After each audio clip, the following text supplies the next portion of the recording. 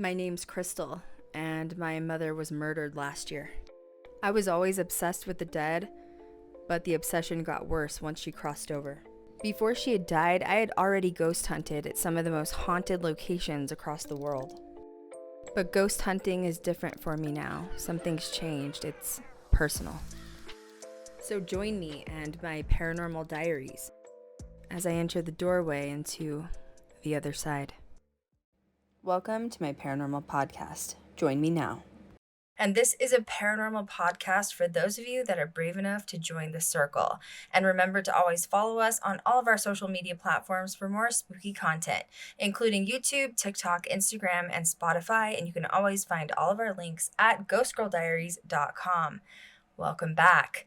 I know this is a quick back-to-back podcast. I wasn't really planning on doing another one this soon, but some interesting sort of information broke today, and I've kind of been waiting for someone to break the silence other than me. I didn't want to be the one to do it.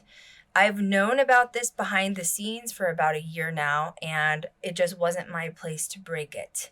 So I knew that the second that this sort of came out somewhere, that we would be able to discuss this a little bit further in depth. And this is going to be even more proof that really Dakota shouldn't have been pointing the finger this whole time, and he probably knew exactly what was going on behind the scenes. I mean, take me in consideration. I don't even work for the Travel Channel currently, and I knew what was going on. Let me adjust my camera a little bit. It's a little bit low. There we go. This is pre-recorded. I actually don't even have a script in front of me. I'm going to be going like right off of memory. I just felt like I needed to get this out to you guys as soon as possible.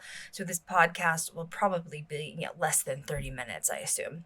Okay, so this information broke today, March 15th of 2023, and it's literally 9:03 p.m. Vegas time. Okay, so I'm literally on the ball. I just needed to get this out to you guys. If you're familiar with who Cindy Kaza is, I believe that she was filming with Dave Schrader. Yes, Cindy Kaza. I just Googled it on IMDb Pro. She's on the Holzer Files with Dave Schrader. Okay. So anyway, today on Twitter, if you go to @medium Cindy Kaza on Twitter, she said, "I know a lot of people on Travel Channel paranormal roster are upset about show cancellations. A lot of the executives who supported us for so long have lost their jobs too.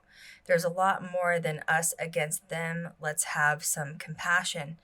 And, it was retweeted and quoted. A lot of things are going on. I knew that this was happening. I knew that there were executives being fired.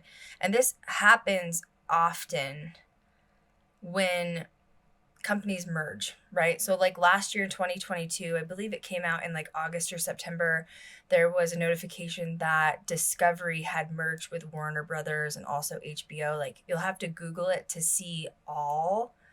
We actually, Kat and I touched on this and we said, whoa, that's a lot of money, right? Because Discovery was already a powerhouse by themselves. Warner is a huge powerhouse by themselves. And then you're like interacting with HBO and it's like they did Game of Thrones. Like that's a lot of money, multi-million-dollar series, right?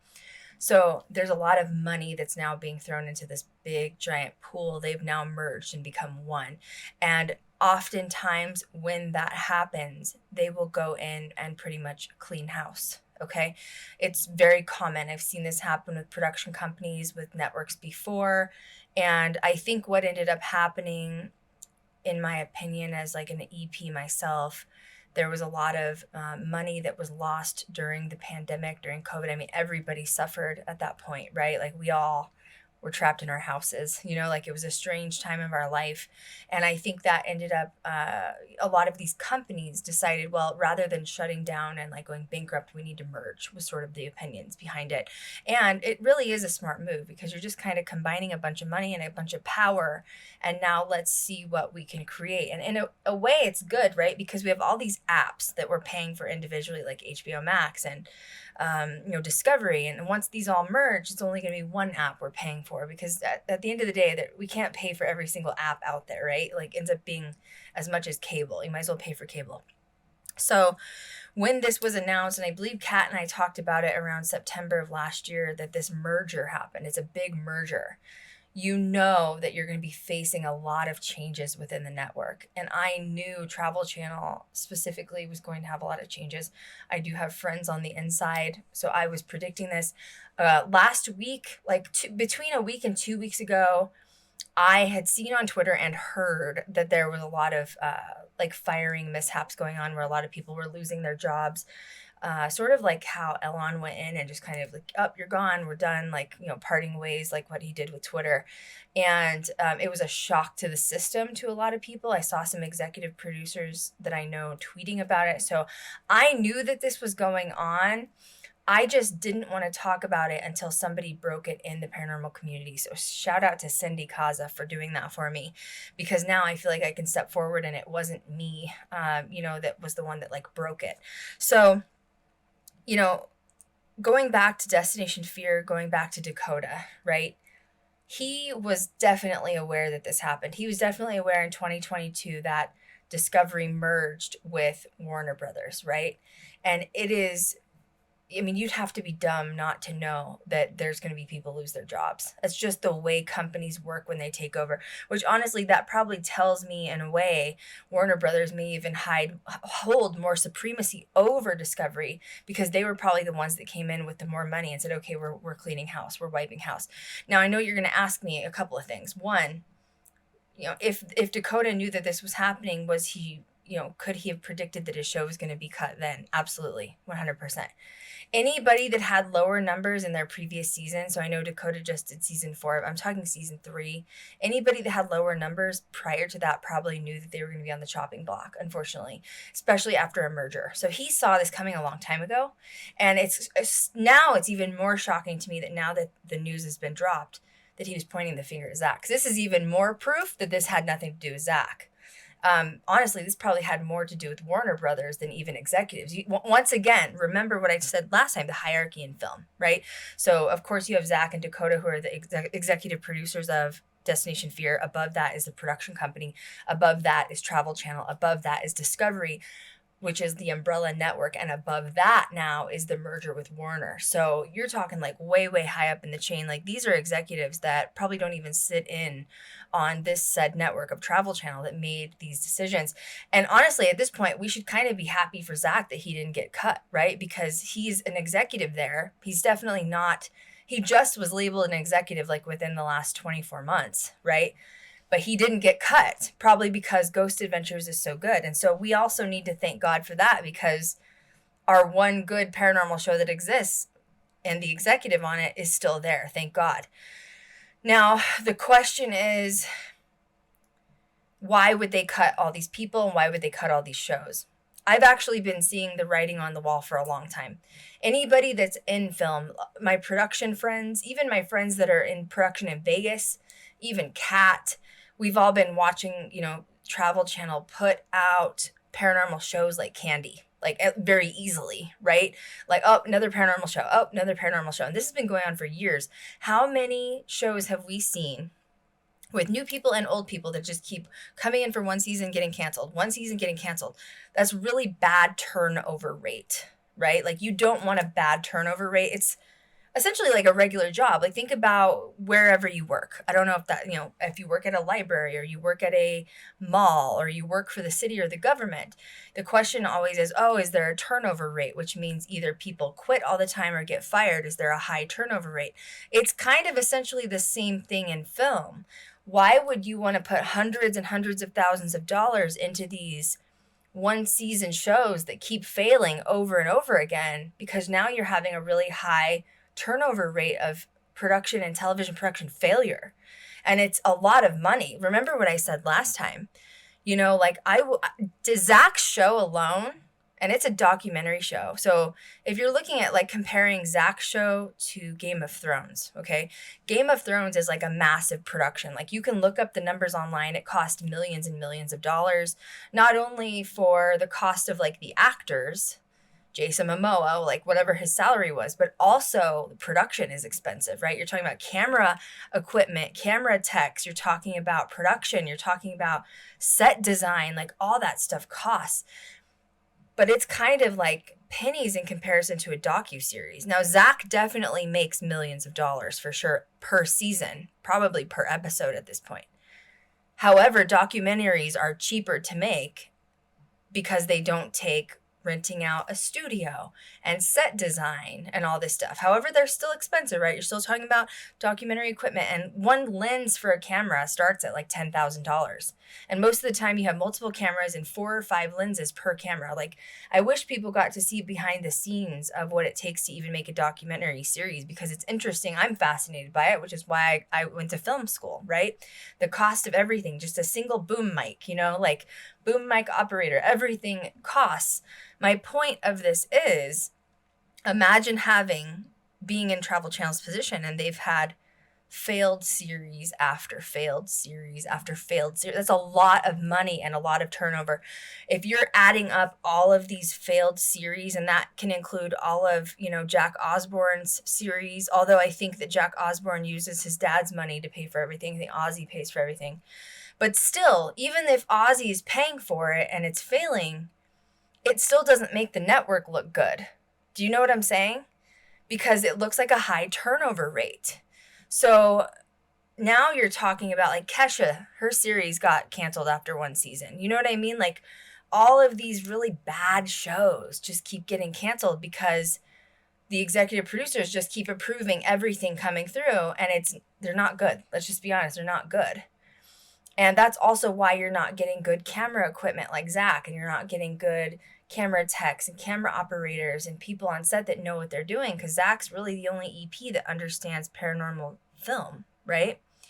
So I bet you when Discovery came in, they looked at the numbers and saw, let me start over. When Warner merged with Discovery and they came in and they looked at the numbers of all of these shows that are turned over and not doing well, they were probably like, I want a list of all of the executives who kept approving these trash series that kept getting canceled, and we're firing all of them. Now, of course, as a filmmaker and producer myself, I have empathy for these executives, right?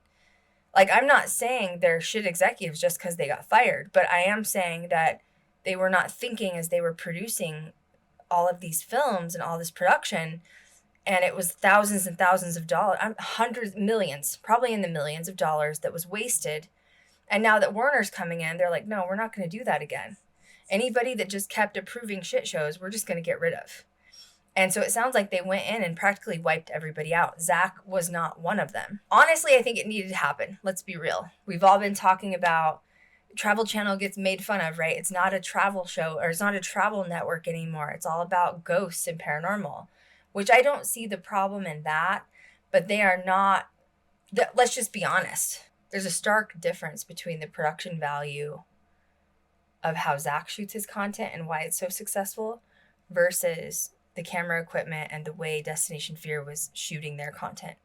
And that is also taken into consideration. And that's probably why the numbers are, substantially lower when you're taking Destination Fear into consideration and comparing it to Ghost Adventures.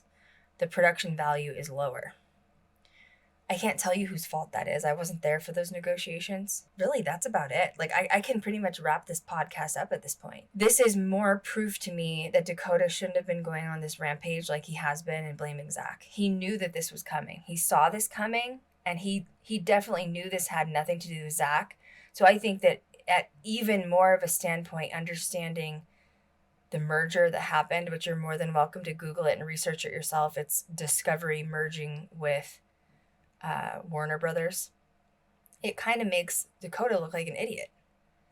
Because it's like, if you're going to talk smack and be upset and emotional, which is fine, he can be upset his show's being canceled, but tell the whole story. Talk about everything. Don't just point the finger at one person.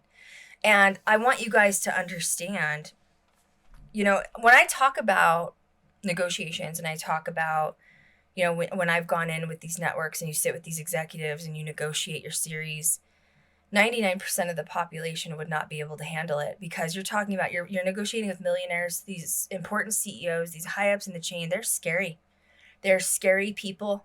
And I mean, you can ask Kat. She had a major negotiation with me and Amazon, and she got so scared she broke down in tears because they will say terrible things to you to break you down. They want to see how tough you are. And I guess at this point I've just been doing it for so long that like I don't get affected by it. You know what I mean? Which I don't know if that's good or bad, or like it's my trauma. No, I'm just kidding. It's my trauma. Like nothing hurts me at this point. Okay, no. In all seriousness, that's what I keep saying. You have to be tough with these negotiations, and him, Dakota pointing the finger at Zach continually over and over again. It's just so strange to me, because especially after the merger happened, and I'm so glad I can finally talk about this, especially after the merger happened. Like, do you really think Zach had control over this after Warner and them merged? Are you crazy? Like, and Zach just was labeled an executive like a year ago. You think that he has that much clout and like control when he was just labeled an executive like a year ago? And he's not going to go in there balls ablazing and like piss everybody off when he's a newbie executive. So, once again, this was all under the control of Warner. I can promise you that. And I mean, just as a filmmaker, it's like a duh. You know what I mean? It's like a duh type of thing. And I'm just going to go back to it and say, like, this is shameful on Dakota. That he caused this huge stir up in the paranormal community. Everyone's on edge waiting for Nick Groff to come out with this tell-all video to talk smack about Zach because he needs to be relevant again. And he's using this as a means in. And it's Dakota's fault. For what? For what reason? When this has to do with the way production is. It sucks. I'm not going to lie to you. Production world isn't fair. And I can only hope that as we evolve as a production community in film and television, that once millennials take over, or maybe even Gen X, but really right now it's still ran by baby boomers, the rich old men I've talked about. I hope there's change in the film and production industry. And I'm not just talking about television, also in movies, because there's still not equality with women. And I hope it changes. Like, I was even thinking to myself the other day, if this whole like situation of Dakota throwing a fit, if that was Amy Bruni as a woman doing that, do you know how fast she would be in trouble and be cut? Like, it's like that typical white male privilege that Dakota has with like throwing a baby fit. If it were a female doing that, it wouldn't fly. I can promise you that. Like, you'd be like PMSing and you'd be a bitch, right? But now that it's a young kid, a guy that doesn't really know what he's doing, but he's just a dude that's like angry about it.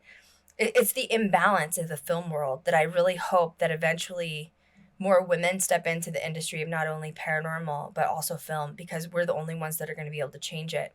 So I really count on you guys out there listening as ladies, as women, identify as females, to help this industry, because it needs change desperately.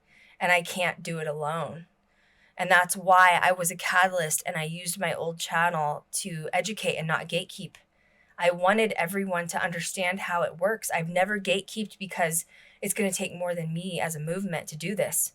I need fans. I need followers. I need you guys to push me. I need your support. I know that I'm heading this, and I've been heading it for a long time, but I need more than just myself to do this. Like, you're talking about severe inequality that's been going on for a long time. And yes, it has now rolled into paranormal. So how are we going to fix this? And it goes back to what Chris Fleming said. We have to do this together. We also need the men supporting the females, right? And I have a lot of men out there that have supported me for years. I read your comments. I know it. You think I'm a badass chick. You like can't wait to see my series signed. We need you too. I need the guys to say, where is the damn equality in this? I need the men to step up and say, I'm a feminist too, and I agree in equality. Why can't you be a female and be an investigator? And I'm really excited, because even though Warner's involved now, I think this means they're going to be bringing in new executives, and that means that there is a possibility of change on the horizon. So yes, we are sad. We're seeing the downfall of Dakota. It is sad. However, shifting that, we also need to remember that change is good. And this could mean that new executives bring in fresh ideas that may believe in equality and may want change. And, right now, Amy Bruni is the only woman in film and paranormal that's really successful. And there needs to be more than Amy. I negotiated with Discovery before, and I got in on negotiations just after they had signed Kesha. And they told me that. They said, oh, I'm sorry, we can't have another female front because we've already signed Kesha. She's our only female front. I don't get it, though. Like, that's the inequality. So you can have all of these shows with men running it as the head lead investigator, lead host, lead male executive producer, but you're only allowed to have room for one female, which is Kesha? Why is there multiple men allowed to be involved, but only one female at a time? This is the change that we have to make.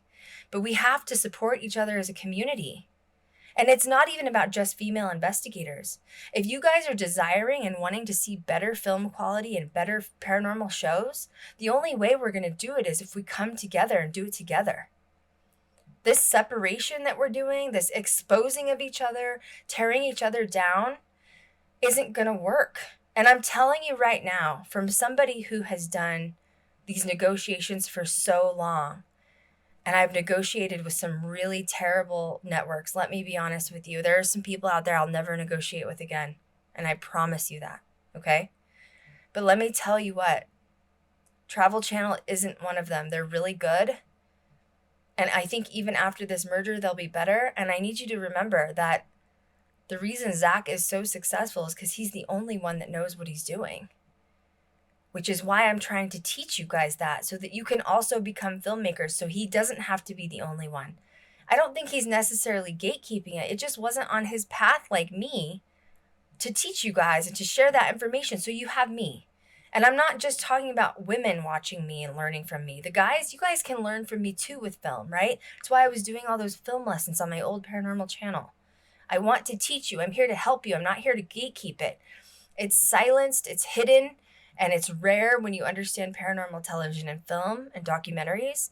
And I'm not going to be the one to hold it hostage. I want everyone to know, because there's room for all of us.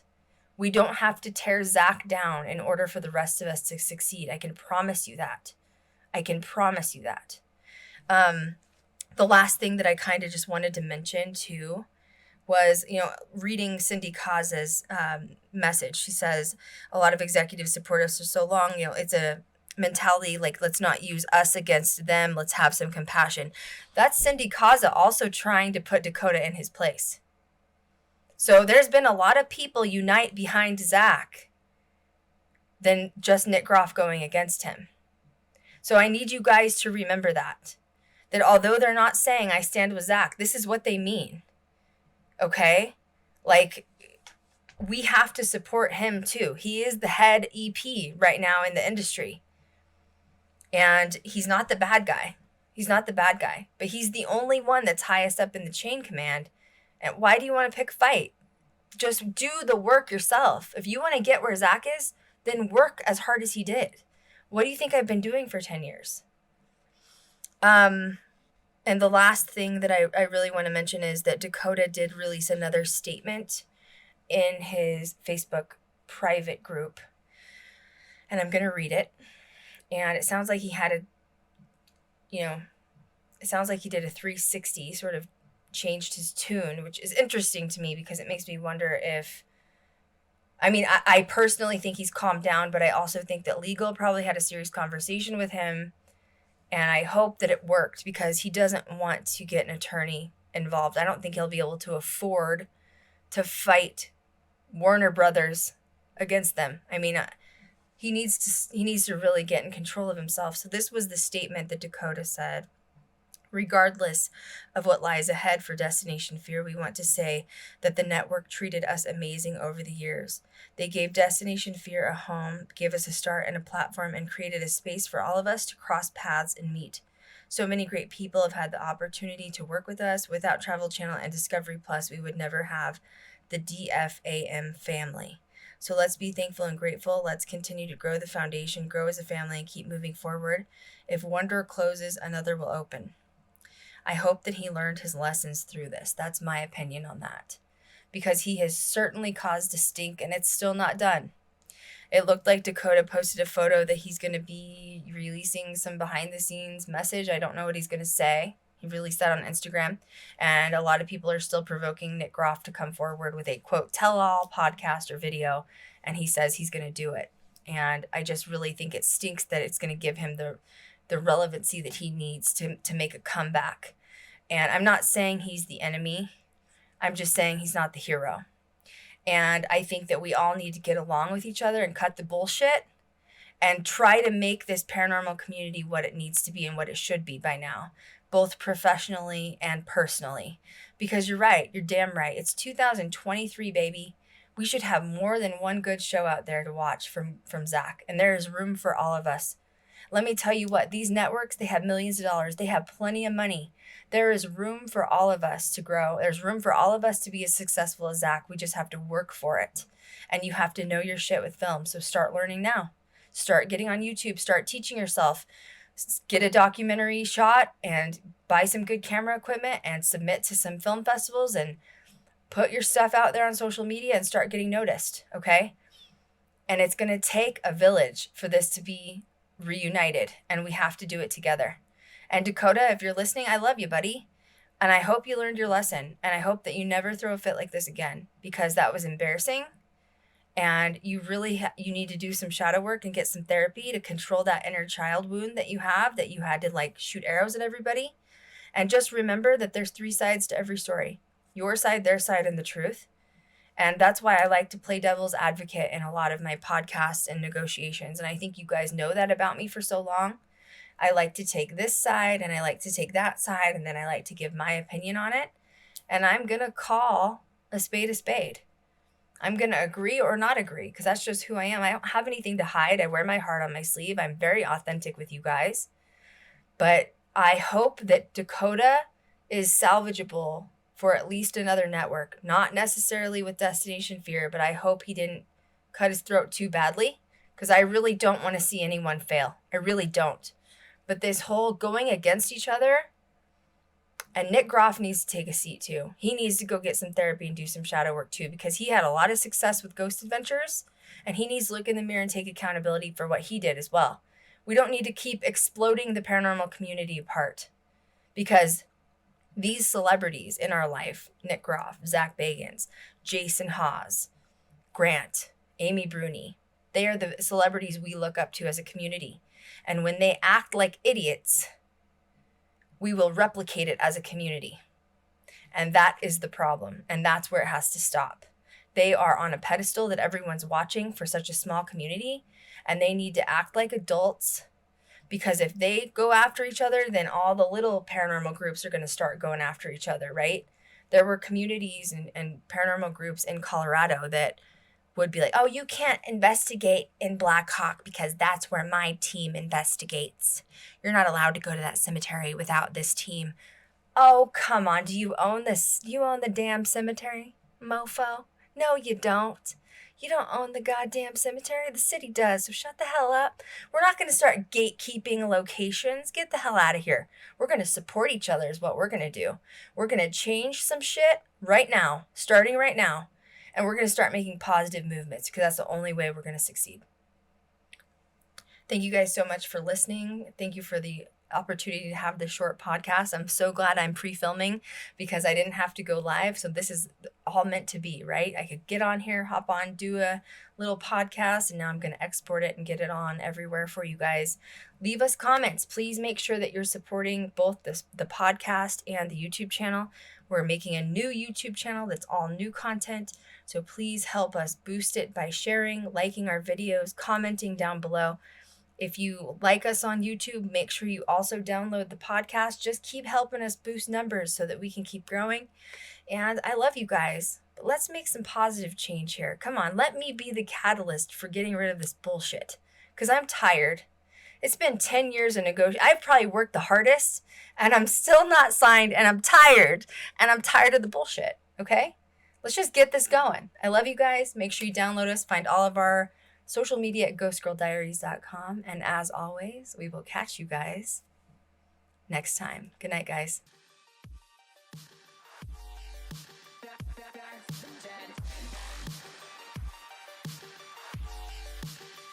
Back from the dead.